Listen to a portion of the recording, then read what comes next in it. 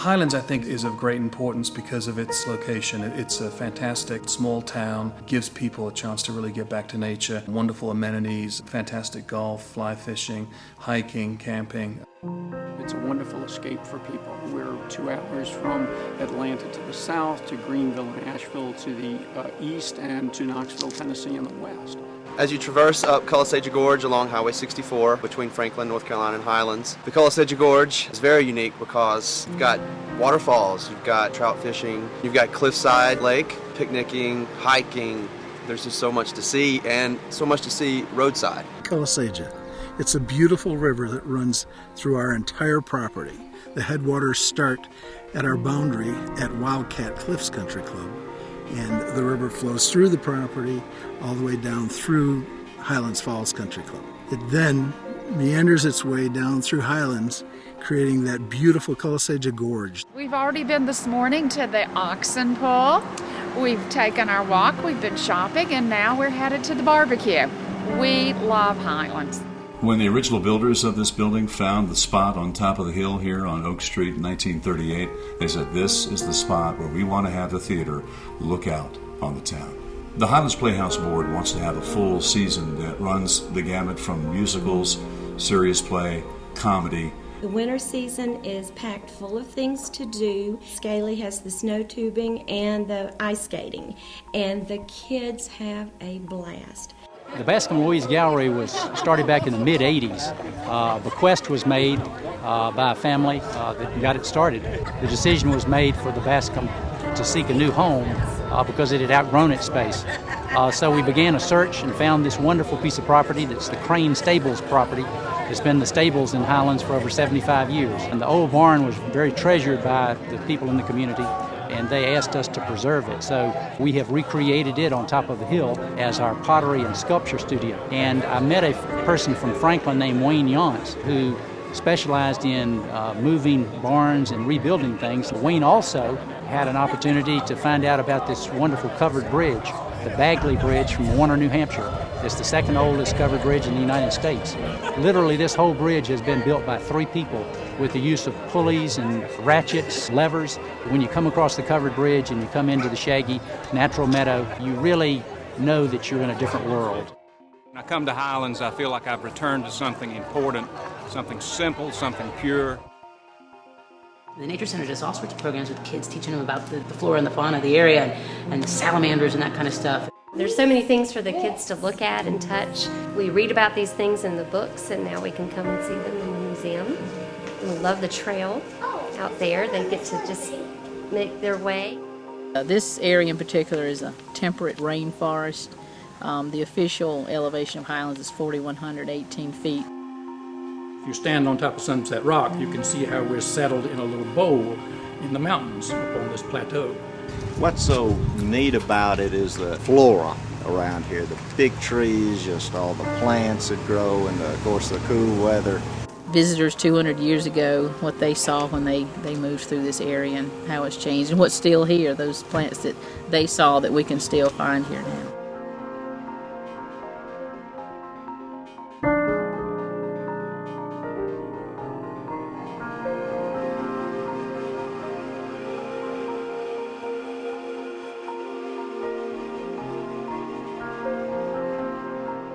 Highlands has become a culinary destination for those in the southeast looking to travel and enjoy a unique, mountainous, yet sophisticated little town. Highlands is a cool place. We're a rainforest.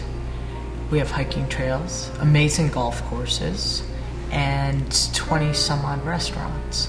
We're very proud of our restaurants in this town, and everyone is unique. The food's different, the atmosphere is different. We got some great restaurants up here, and they all draw on their backgrounds and their experiences. So you have a wide choice of fine dining. You definitely will find something for your palate that you will find pleasure in. It's a great, great town. Our clientele is very well traveled, and they know great food. We have been very successful putting great fish on the table, great seafood on the table through today's technology and availability and resourcing product and the speed that you can have it on the plate. All of the restaurants in Highlands have very substantial and very credible wine lists and are operating at the forefront of the confluence of food and wine. The culinary prowess that our chefs produce is unparalleled for a town of this size. It's a farm-to-table experience. Every restaurant focuses on having good, healthy, fresh produce and homemade products. And in Highlands we also have a wonderful late night music and pub scene that's very fun. People enjoy everything from rock to reggae. The younger crowd that I feel is being attracted to Highlands now is a really big deal, and it's the lifeblood of the town. Highlands has the unique distinction of having 5 restaurants with the Wine Spectator Award of Excellence. And we're one of the very few small towns that has the Wine Spectator Awards like we do. We have everything from the top-end restaurants to a simple restaurant that serves soup, salad, sandwich, and some of the best ice cream in the world, too. We love Highlands, first of all, because of the temperature and the shopping and the restaurants and the good wine, and there's always something to do. Back in 2007, there was an idea for there to be a culinary festival. Highlands has the Culinary Weekend, and it's a great expression of food and wine culture in the mountains. You get to taste all the different restaurants' foods. You get a whole extensive wine experience at the Culinary Weekend. You come into one big opening event and you see all the restaurants. We're putting our best food out there. Eventually, it evolves into a party, and everyone loves it. Part of the culinary event is the sip and stroll, and you go from shop to shop and you sample the wines and the cheeses. Food and wine brings people together, but it also becomes kind of a celebration of Highlands and more of a community event. So that's what we're proud of, keeping it fresh and making it be the event that everyone must attend.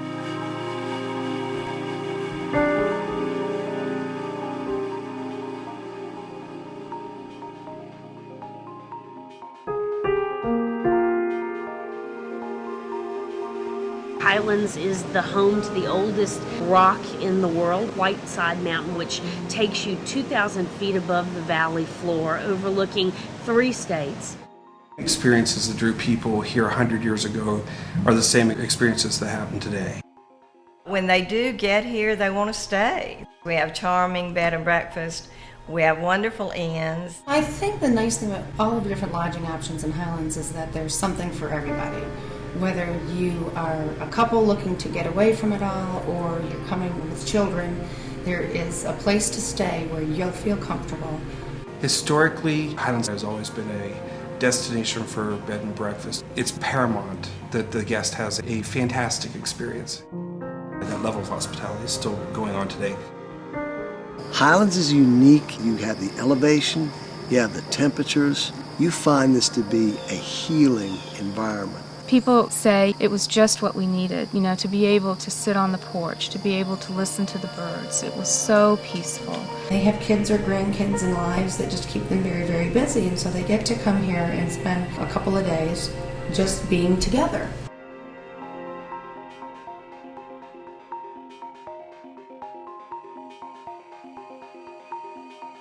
Visitors come to Highlands because they come to explore our beautiful surroundings, our world-class accommodations, gourmet restaurants, the cultural arts, and then there's the shopping.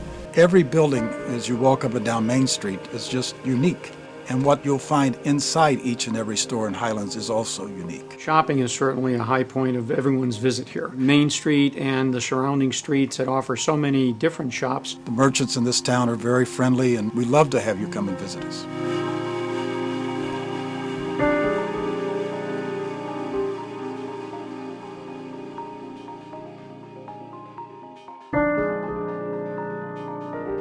The greatest asset we have in Highlands is our natural beauty, our trees, our waterfalls, our mountains, and hundreds of species of plants and animals.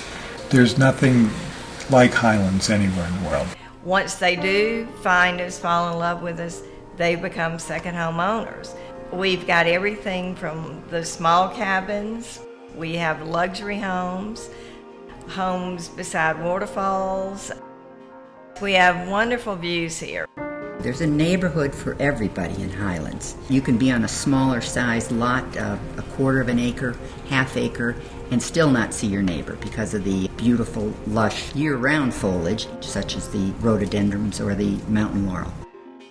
When designing a home in the mountains, outdoor living rooms are very popular. Everybody enjoys spending their time outside during the day, through the evening. This mountain range is considered to be the oldest in the world. It is an effort for all of us to preserve that for our children and for those who come and visit us and enjoy the area. The surroundings are the most beautiful in the world. The way the home decorating is going, it's all a matter of integrating the interior with the exterior because people want to be outside. Homes are in the beautiful country clubs or overlooking the golf courses. There's a lot of creative people that come to Highlands and know how to decorate their homes and make it look and feel very mountain rustic, but yet have a sense of elegance about it. They want something that relates to the mountains, whether it's 1,000 square feet, whether it's 10,000 square feet. They want the rustic elegance. They want it to blend into our natural beauty that we have here. In Highlands, our goal is that the home becomes a work of art.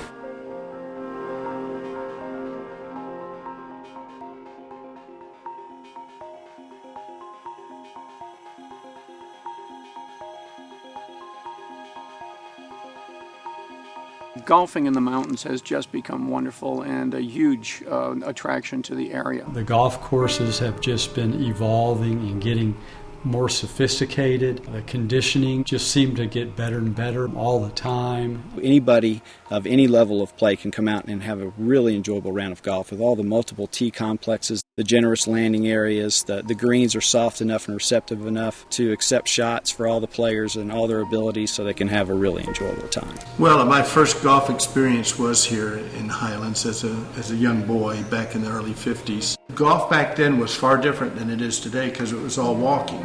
Today's courses are different where there's longer distances. Each of the courses are all works of art. We've got a different designer for each course, starting from Donald Ross at Highlands Country Club. The legendary amateur golfer Bobby Jones spent many summers up here, and in fact, the very first mountain golf club was designed specifically as a challenge course with him in mind. To Joe Lee, who did the main design of the course at Highlands Falls Country Club. The topography is so different. Hardly any of the holes play the same. The Wildcat Cliffs Country Club was designed by George Cobb. George Cobb was commissioned to design this course in 1962. It has great terrain for a golf course. We have the front nine that is fairly flat and level and the back nine a little more hilly. At Coliseja Club, Arnold Palmer came on the scene. This was Arnold Palmer's first mountain course in North Carolina. When Arnold came out and seen the property, he was just astounded. He found one of the most beautiful pieces of property, is what he always said. Old Edwards Club was designed by Tom Jackson. Our latest course in Highlands was designed by Tom Fazio, and that's at Mountaintop. The attraction to mountain golf is the beauty. Playing in the mountains is like a fine wine. I think that they've gotten better with time, offering elevation changes, spectacular conditioning. We've got a mild temperature. We've got bent grass greens. They're fast, not only with the mowing height, but also the undulation on the greens. And it just makes for something that's not seen in the flatlands. What a great escape to be able to come to the mountains, the opportunity to play the golf courses here. The clubs in Highlands, they are absolutely providing activities that everyone can enjoy.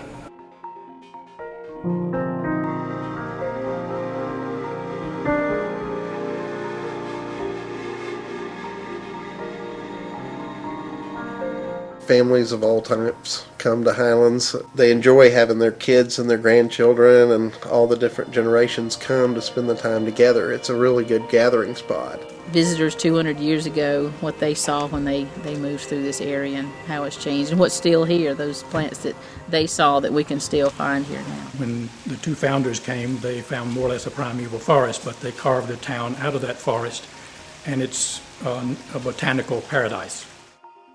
Stanhope W. Hill settled here in 1838, and the reason he came here, he was a member of the militia. They liked this area so well, the Horse Cove, they decided to settle here, and set it up as somewhat of a resort area. So he built some guest cottages down there, and he would rent them out in the summertime. The two founding fathers, Kelsey and Hutchinson, they drew lines on a map, one from New York to New Orleans and another from Chicago to Savannah. The legend is that where those lines intersected would become a commercial hub for the Southeast. However, when they arrived and did some exploration, they found that it was on a plateau roughly 4,000 feet above sea level. So immediately they determined it would not be a commercial hub, but from its beginning became a resort community. When Kelsey and Hutchinson came and set up a settlement here, they found the hills here already, and a number of other people in the area, but they set up a town and then began to invite people from all over. He knew Kelsey and Hutchinson, worked with them on establishing Highlands. They in fact talked him into running for mayor, and he in fact was the first mayor of Highlands. His son, Frank Hill, he helped build a lot of the old buildings that are still standing uptown. My great-grandfather started the stagecoach company and built a livery stable. He bought the old Edwards Inn. He owned it from about 1905 to 1911. Here at Old Edwards Inn, there's a wonderful sense of history dating back to 1878 when it was first opened as the Central House, which was a boarding home built by Mr. John Norton. In the mid-1900s, they added another building, which was Edwards Hotel. Well, the original Highlands Barn was built in the 30s and was in existence through 1982, and it became the place to go. It became the place for not just the locals, but the country club people, all walks of life. People from all walks of life came together. The Highlands Cashier's Land Trust was founded in 1909 to preserve Satula Mountain. Satula Mountain is the mountain in Highlands that overlooks Main Street, and that property was bought by a group of people so that nothing would ever be built there and that the beauty of that mountain would never be disturbed. Someone once asked, what is the architecture of Highlands? I think the advantage of Highlands is it doesn't have an architecture. Every building is different. I think what attracts many people here is not what we have, but what we don't have, that people love.